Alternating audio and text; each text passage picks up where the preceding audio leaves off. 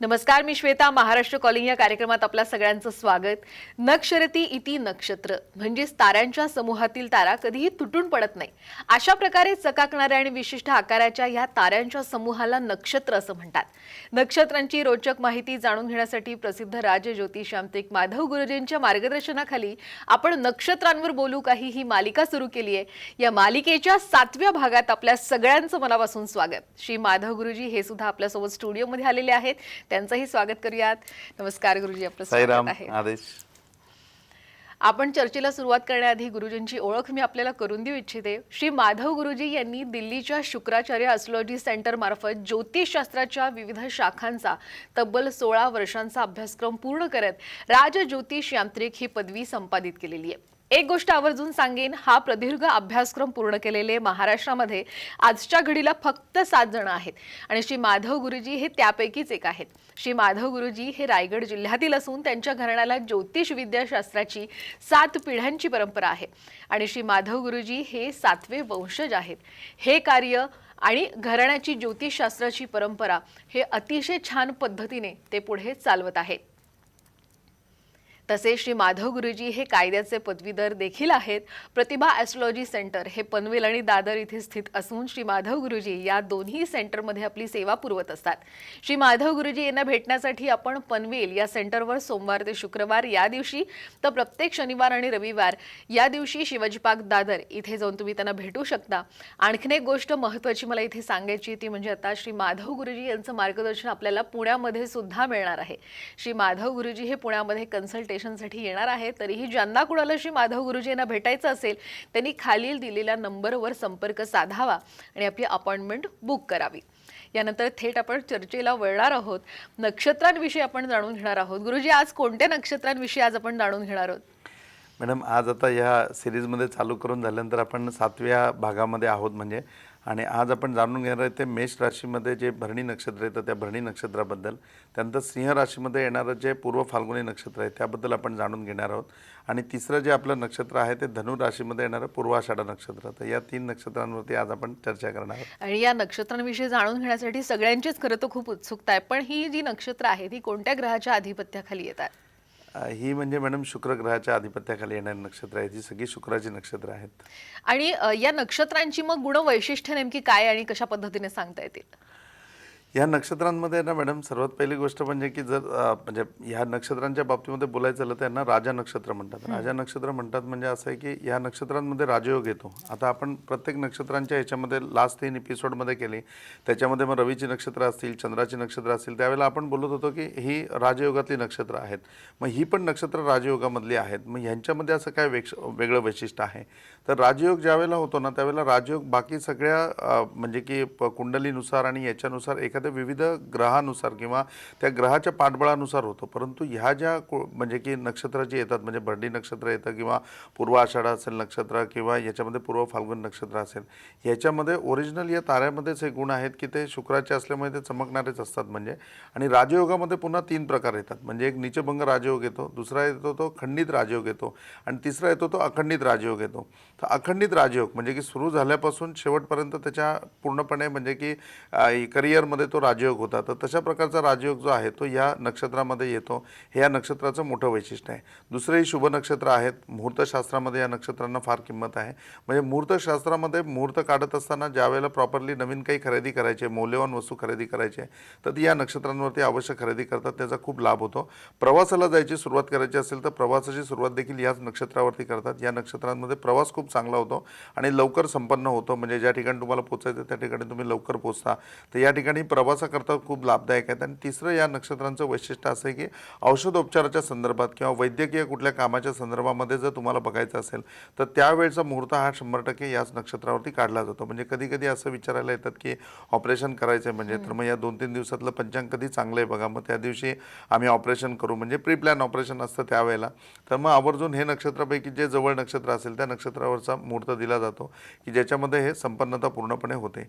अशी या नक्षत्रांच्या ह्याच्यामध्ये वैशिष्ट्य आहेत. दुसरी अजून या नक्षत्रांची खास वैशिष्ट्य म्हणजे की बघितली तर तुमच्या लक्षात येईल की या नक्षत्रामधली सगळी लोक जी आहेत ही दीर्घकाळापर्यंत म्हणजे ही श्रीमंत असतात आणि दीर्घकाळापर्यंत सत्तेमध्ये असतात. म्हणजे राजकारणामधली जी सत्ता असते ती राजकारणी सत्ता यांच्या हातामध्ये असते. हे कला क्षेत्रामध्ये प्रावीण्य मिळून असतात. कला क्षेत्रामध्ये देखील खूप चांगल्या हुद्द्यावरती लोक असतात. कला क्षेत्रामध्ये देखील त्यांचं नामांकन खूप मोठ्या स्वरूपामध्ये अवलंबून असतं. आणि बाकी एकंदर बघाल तर चतुरपणा या लोकांमध्ये खूप असतो, चलाकपणा या लोकांमध्ये खूप असतो आणि हे प्रचंड बुद्धिवान असतात. म्हणजे कुठलाही निर्णय घ्यायचा असेल तरी हे लोक स्वतःचा निर्णय स्वतः घेतात. दुसऱ्या कुणाचं ऐकून किंवा काय करून निर्णयामध्ये बिलकुल चेंज करत नाही आणि स्वतःच्या निर्णयामध्ये इंटरफेअर करण्याचा दुसरा कुणाला अधिकारही देत नाही. म्हणजे की दुसरं कुणी यांच्या याच्यामध्ये चेंज नाही करू शकत. म्हणजे असं स्वतःच्या अधिकारापत्त्याखाली हे ठेवून देतात. आता हे लोक एवढे चतुर आणि इतके चाणक्य असतात की यांना सर्वात महत्त्वाची गोष्ट किंवा यांची ताकद जर काय असेल तर त्यांची ताकद ही असते की यांना समर्थक खूप असतात. म्हणजे यांना सपोर्ट देणारे लोक खूप असतात आणि ती कधी यांच्या ऑपोजिटमध्ये बोलत नाहीत. म्हणजे की राजकारणामध्ये जसं असतं की त्याचे कार्यकर्ते म्हणजे एखादा नेता असतो त्या नेत्याच्या बाबतीत बोलताना लोक म्हणतात की नाही त्याचे कार्यकर्ते खूप चांगले आहेत. म्हणजे त्याच्या कार्यकर्त्यांची इच्छा असते की माझ्या नेत्याच्या ताटात कायम श्रीखंडपुरीच असायला पाहिजे. तर असे कार्यकर्ते कुणाला मिळतात तर या लोकांना मिळतात.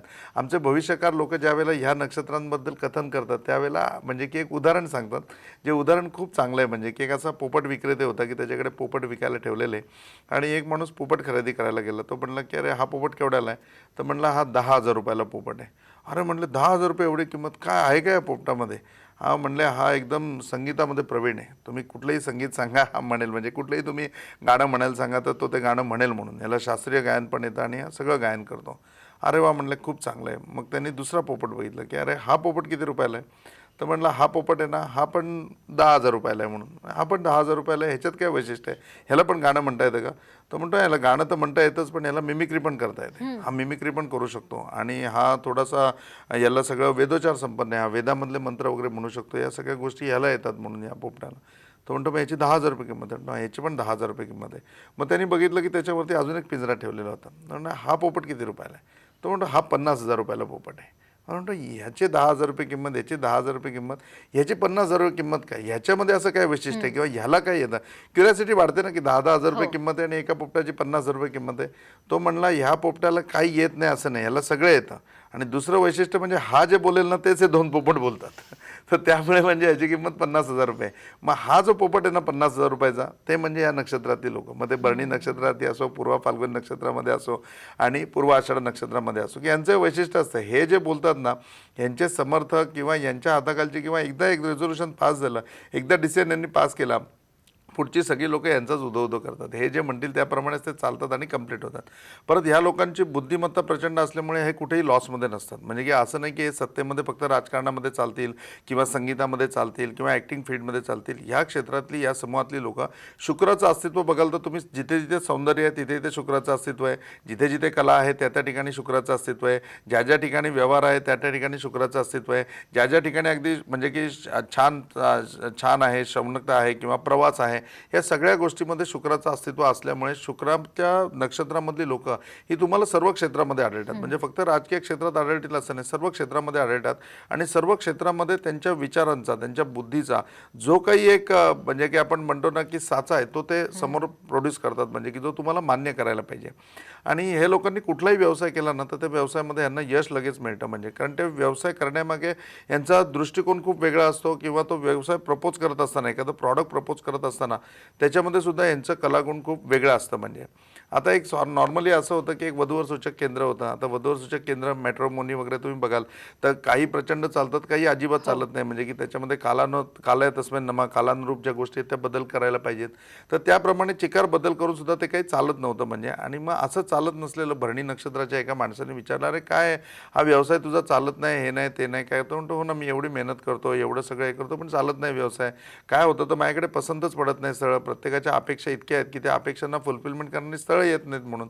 आणि त्यामुळे जमत नाही. नुसते लोक पैसे भरतात पण मलाही कंटाळा आलाय चालून, कारण शेवटी रिझल्ट मिळायला पाहिजे. पैसे लोक आपल्याला देत असले तरी त्यांनाही रिझल्ट मिळायला पाहिजे ना. तर ते म्हणले की ठीक आहे म्हणून मी विचार करतो या गोष्टीवरती. तर म्हणजे विचार नका करू, एक तर तुम्ही हे चालवायला घ्या म्हणजे माझ्याकडनं विकत घ्या, आयदर ऑर माझ्यामध्ये पार्टनरशिपमध्ये या. हे लोक म्हणले की तर विकत घेण्यापेक्षा आणि पार्टनर येण्यापेक्षा नकोच म्हणून. नाही नाही म्हणले तुम्हाला आता दोन्हीपैकी एक करावंच लागेल. मग या लोकांनी ते विकत घेतलं आणि विकत घेतल्यानंतर ते असं होतं की खाली पूर्णपणे म्हणजे की बाबा 10-20 लोकांना उद्या एकत्र येण्याकरता एक हॉल होता आणि वरती त्यांचं ऑफिस होतं. अशी त्या ऑफिसची सिस्टीम होती. आणि यांनी घेतल्यानंतर काय केलं, ते संपूर्ण फक्त वरचं ऑफिस ठेवलं आणि खालचा हॉल होता ना, त्याच्यामध्ये वेगवेगळे अशा कॅबिन केल्या. अशा लाईनीने 6 कॅबिन केले की ॲट ए टाईम तुम्ही एंट्रन्स केल्यानंतर 1 2 3 4 5 करत तुम्ही 6व्या कॅबिनमध्ये पोचाल. आणि त्या कॅबिनमध्ये गेल्याच्या नंतर त्यांनी कॅबिनमध्ये जसं पण आलं तर त्या ठिकाणी एक वरती स्लोगन लिहिलेला होता, वरती एक प्रश्न लिहिलेला होता.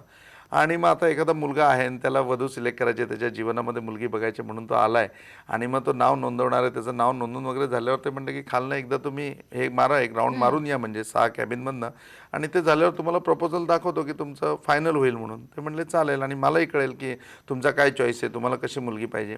मग तो माणूस खाली येतो आणि मग तो पहिल्या कॅबिनमध्ये एंट्रन्स करतो. त्या पहिल्या कॅबिनमध्ये एक सुंदर फोटो लावलेला असतो युवतीचा आणि वरती लिहिलेलं असतं की तुम्हाला पत्नी कशी पाहिजे, म्हणजे ती दिसायला सुंदर पाहिजे का तुम्हाला ती दिसायला थोडी सुंदर नसेल तरी चालेल. म्हणजे जर तुम्हाला सुंदर हवी असेल तर तुम्ही ह्या दरवाजातून प्रवेश करा आणि दिसायला सुंदर नसणारी हवी असेल तर तुम्ही त्या दरवाजातून प्रवेश करा.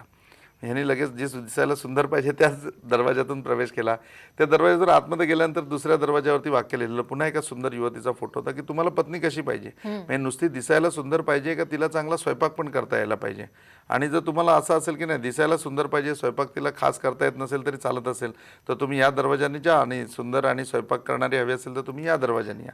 मग तो त्या दरवाजाने आतमध्ये गेला. तिसऱ्या दरवाजामध्ये गेल्यानंतर तिसऱ्या कॅबिनला पुन्हा एक युवतीचा सुंदर फोटो आणि वरती लिहिलेलं की तिला गायन करता यायला पाहिजे, म्हणजे ती सुंदर पण असेल, ती स्वयंपाक पण छान करेल आणि तिला गायन पण करता येईल अशी तुम्हाला हवी आहे का तुम्हाला गायन न करणारी पण चालेल, तुम्ही त्या दरवाजातून प्रवेश करा. नॉर्मली तो गायन करणारा त्याच्यातून प्रवेश केला. मग चौथ्या याच्यामध्ये अजून एक वाक्य लिहिलेलं होतं की ती अशी मनमिळावू पण पाहिजे का ती थोडीशी म्हणजे की अशी अडेल असेल तरी चालेल, मग मनमिळावू पाहिजे, असं म्हणजे जे जे पॉझिटिव्ह आणि प्लस आहे त्या त्या दरवाजातून तो आतमध्ये गेला. 6व्या कॅबिनमध्ये गेल्यावर कुठल्याही युवतीचा फोटो नव्हता. तिथे एक आरसा लावलेला होता आणि त्या आरशाखाली एक वाक्य लिहिलेलं होतं, अब समय आ गया है की आप आपका भी चेहरा एक बार आईने में देखे. आणि त्या समोर गेल्याच्या नंतर ज्यावेळेला माणूस स्वतःकडे त्या सगळ्या अपेक्षा घेऊन बघतो तसा तो माणूस त्या 6व्या कॅबिनमधनं वरती यायचा, हा जे प्रपोजल दाखवायचा त्यातलं फायनल करायचं आणि लग्न करून मोकळा व्हायचा. म्हणजे थोडक्यामध्ये एखादं बिझनेस स्किल कसं हँडल करायचं, त्याच्यामध्ये कुठला विचार टाकायचा, त्याच्यामध्ये कुठला बदलाव करायचा, कुठला बदलाव करून तो चालेल, ह्या गोष्टी या लोकांना खूप अनुरूप असतात. म्हणजे ह्या लोकांना ते हॅबिच्युअल असतात किंवा यांच्या विचारांमध्येच ती बीजं सगळी पेरलेली असतात. त्यामुळे ह्या लोकांचा कुठलीही गोष्ट किंवा कुठलाही विचार हा कधी असा फेल जात नाही. ते ऑलवेज त्यांच्या विचारामध्ये सक्सेस ठरतात. ते स्पर्धात्मक असतात. त्यांना एखाद्या गोष्टीमध्ये स्पर्धा भरवण्यामध्ये इंटरेस्ट असतो, ते स्पर्धा भरवतात आणि त्यांना जे पाहिजेत लोक, म्हणजे जे हिरे मोती जे त्यांना पाहिजेत ते हिरे मोती नॅचरली त्यांच्याकडे त्यांना प्राप्त करून घेता येतात. नाही, खूप छान पद्धतीने मार्गदर्शन केलं. अशाच प्रकारे नक्षत्रांविषयी आणखीन रोचक माहिती आपण जाणून घेणारच आहोत, पण त्याआधी वेळ घेऊया एक छोटासा ब्रेक.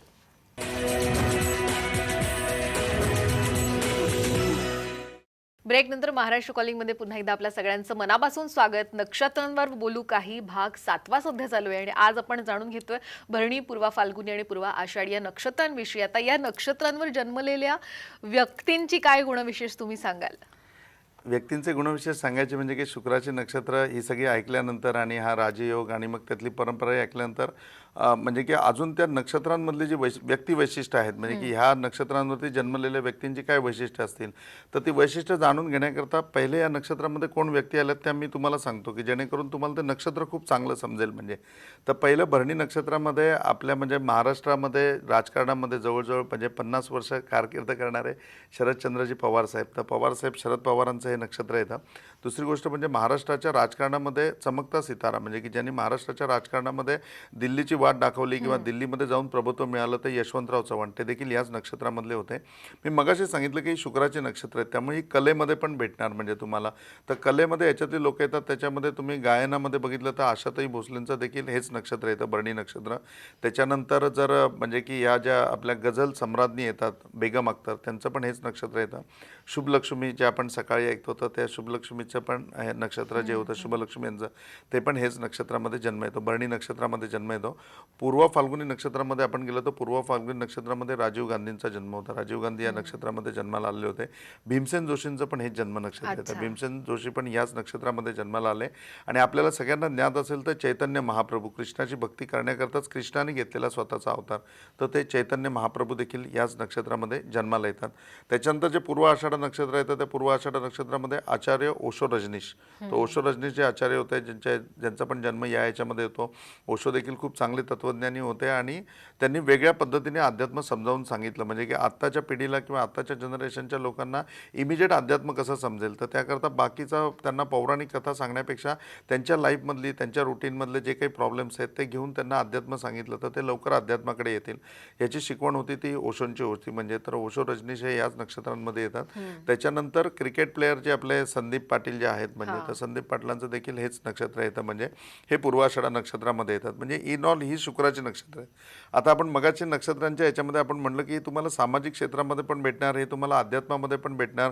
ही लोक तुम्ही कुठल्याही बाजूला गेले तरी शुक्राचं अस्तित्व आल्याशिवाय त्याच्यामध्ये चमकदारपणा येतच नाही. म्हणजे तर या लोकांची म्हणजे व्यक्तिविशेष असं येतं की यांना लाइटिंग बोलतात. म्हणजे की या नक्षत्रामध्ये लोक कायम लाइटिंग असतात, कायम चमकदार असतात. ते ज्या फील्डमध्ये असतील ना त्या फील्डमध्ये ते चमकणारच. म्हणजे आणि त्यांच्या एकंदर बॉडी लँग्वेजवरनं, त्यांच्या प्रभुत्व म्हणजे की त्या गोष्टीमध्ये असलेल्या प्रभुत्वावरनं तुमच्या स्वतःलाही लक्षात येईल की नाही हा वेगळा आहे म्हणून कोणतरी, किंवा हा एक्स्ट्रा ऑर्डिनरी आहे.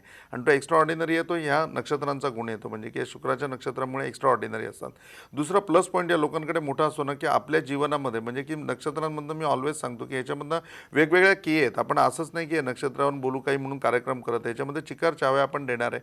मग बाकीच्या नक्षत्रांचे लोक आणि या नक्षत्रांमध्ये असा काय फरक आहे की लोक चमकदार होतात. आपल्या आयुष्यामध्ये आपण मागे का आहोत याचा आपण कधीच विचार करत नाही. आपण हा विचार करतो की आपण पुढे का जात नाहीये, पण हा विचार करायला पाहिजे आपण मागे का आहोत. तर मागे असण्याची दोनच कारण आहेत. एक म्हणजे की आपलं भय, म्हणजे मृत्यूचं भय असेल किंवा अन्य गोष्टींचं भय, आणि दुसरी गोष्ट म्हणजे आपल्यासमोर सर्वात मोठा फोबिया आहे की लोक काय म्हणतील. म्हणजे उद्या आपण रस्त्यामध्ये धाडकन पडलो तर आपल्याला कुठे लागलंय बघायच्या ऐवजी आपण आजूबाजूला बघतो की मला कोण बघतंय, म्हणजे माझ्या ओळखीचं तर कोण नाही ना. म्हणजे तो फोबिया आपल्यामध्ये आहे, लोक काय म्हणतील ते. तर ह्या लोक सर्वात पहिल्यापासून म्हणजे या तिन्ही नक्षत्राची लोक ही लोकांच्या अपकीर्ती म्हणजे की उद्या लोक आपल्याबद्दल काय म्हणतील किंवा अपकीर्ती आपल्याबद्दल पसरेल ह्या गोष्टीची कधीही तमाते बाळगत नाही, कधीही ते भीती बाळगत नाही. म्हणजे तर हे या सर्वात म्हणजे प्लस पॉईंट या नक्षत्रामध्ये येतो की लोक कधीही कुणालाही भीत नाही. मृत्यूचं भय सुद्धा यांना नसतं. बघा पवार साहेबांचं तुम्ही ऐकलं तर आता लेटेस्ट पुस्तकही त्यांचं निघालं आहे आणि त्याच्यामध्येही त्यांनी आवर्जून म्हणतात, त्यांच्या इंटरव्ह्यूमध्ये पण सांगितलं की ज्यावेळेला मला पहिल्यांदा कॅन्सर डिटेक्ट झाला त्यावेळी डॉक्टरांनी सांगितलं की खूप थोडा कालावधी हातामध्ये आहे. मी सांगितलं ठीक आहे म्हणून, तुमच्या शास्त्राप्रमाणे थोडा कालावधी, माझ्याप्रमाणे भरपूर कालावधी आहे. त्यानंतर सुद्धा शरद पवार त्याच लेवलने आहेत, त्याच क्षमतेने कार्य करतायत आणि त्यांना जेवढं काही जगाला द्यायचं आहे किंवा त्यांना ज्या क्षेत्रामध्ये जेवढं काही द्यायचं आहे ते देण्याचा आजही तेवढाच प्रयत्न करतायत. तर ही जमेची बाजू या नक्षत्रांची येते की या नक्षत्रांमध्ये ही ताकद आहे की ते संपूर्ण या गोष्टी सामावून घेतात. दुसरी गोष्ट म्हणजे की आपण वारंवार या नक्षत्राच्या बाबतीमध्ये एक वाक्य ऐकतो की या लोकांमध्ये वेगळं प्रभुत्व असतं. म्हणजे कुठलीही गोष्ट वेगळी प्रपोज करू शकतात. विचार जे असतात ते समाजाला बदलवणारे असतात, समाजामध्ये बदल घडवणारे असतात. म्हणजे याच्यामध्ये नाव सांगायचं झालं तर यशवंतराव चव्हाण, म्हणजे की मी यशवंतराव चव्हाण बोलतो. या पुस्तकामध्ये तुम्ही बघाल तर त्याच्यामध्ये लहानपणी 4थीला असताना त्यांना निबंध लिहिलेला सांगितलेला की मी कोण होणार म्हणून पुढे. तर कोणी डॉक्टर लिहिलेला, इंजिनियर लिहिलेला, शेतकरी लिहिलेला, वकील लिहिलेला, 4थीचा मुलगा त्याच्या परीने निबंध लिहिणार. पण यशवंतराव चव्हाण निबंध लिहिलेला त्याच्यामध्ये त्यांनी लिहिलेलं होतं की मी यशवंतराव चव्हाण होणार. म्हणजे स्वतःच्या नावाची पूर्णपणे ओळख त्यावेळेला त्यांना होती. म्हणजे त्यांनी त्याच्यात हे नव्हतं लिहिलं की मी महाराष्ट्राचा मुख्यमंत्री होईल, पण माझं नाव इतकं मोठं असेल की माझ्यासारखं कोणीतरी बनेल किंवा माझा एक क्वालिफिकेशन होईल, या हिशोबाने मी करेन. एवढं आयुष्य जगण्याची कला त्यांना अवगत होती किंवा त्याबद्दलचं ज्ञान किंवा त्याबद्दलची ओव्हर कल्पना त्यांना त्यावेळेला आलेली होती. म्हणजे हे त्यांच्या याच्यामध्ये दिसून येतं. तर असे विचार याच्यामध्ये येतात. पण हे लोकांच्या बाबतीमध्ये तुम्ही बघाल ना तर प्रचंड म्हणजे की यांच्या सगळ्या ज्या हालचाली या खूप गुप्त असतात. ही कुठलीही गोष्ट उघड होत नाही. यांचा कुठलाही विचार हे उद्या काय करणार आहेत तुम्हाला आज माहिती पडू शकत नाही. म्हणजे इतकं या लोकांचं स्वतःच्या बाबतीत सिक्रेसी असते की उजवं पाऊल कुठे पडणार आहे डाव्या पायाला माहिती नसतं, की डाव्या पावलाला हे माहीत नाही की पडणारं उजवं पाऊल नक्की कुठे पडतंय.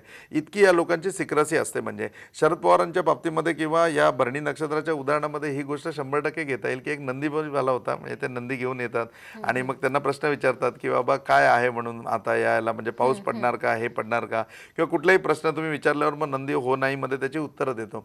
तर तसा तो नंदी बैलवाल्याला आलेला होता आणि मग नंदी बघायला सगळ्यांची गर्दी झाली आणि मग लोक प्रश्न विचारायला लागली. त्याच्यामध्ये नंदीला एकाने प्रश्न विचारला की बाबा शरद पवार पंतप्रधान होणार का.